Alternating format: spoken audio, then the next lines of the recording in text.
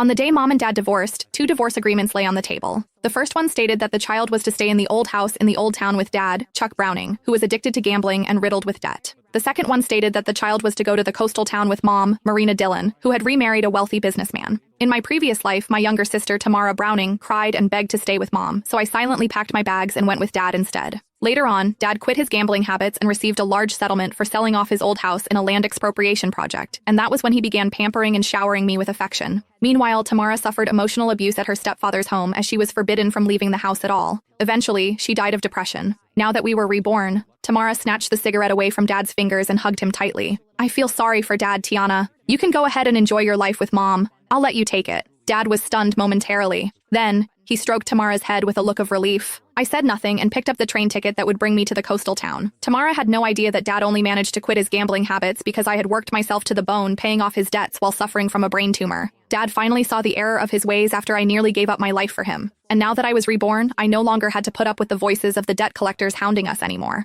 All I wanted was just a good night's sleep. I picked up my worn-out suitcase. Get out of here. Go look for your gold digger of a mother instead, Dad said, waving his hand dismissively at me like I was just an annoying fly. Tamara hid behind him and made a face at me. She mouthed, "Don't come begging me for money the next time you see me." I smiled and said nothing. Instead, I turned around and walked out into the rain, flinching at the cold. I could feel the chill seeping into my bones. It wouldn't make much of a difference wherever I went anyway. I just wanted someplace quiet to spend the last of my days, getting through everything. At least I no longer needed to hear the debt collectors hounding at the door or put up with the horrible stench of cigarettes anymore. Mom's black Mercedes was parked at the entrance to an alleyway. The car windows rolled down, revealing Mom's youthful, well-maintained face. She frowned as she stared at my drenched body, a look of disgust in her eyes. "How did you end up like this? Hurry up and get it, and make sure not to dirty the interior of the car." I opened the backseat door and was just about to enter when she said, "Throw that suitcase into the back." She pointed at my suitcase and said, "That's so filthy. I don't even know what germs it's covered in." I hesitated for a moment. However, I still did as she said and put the suitcase in the trunk of the car. When I finally got back inside the car, I did my best to stay in a corner and take up as little space as possible, not daring to touch the leather seats.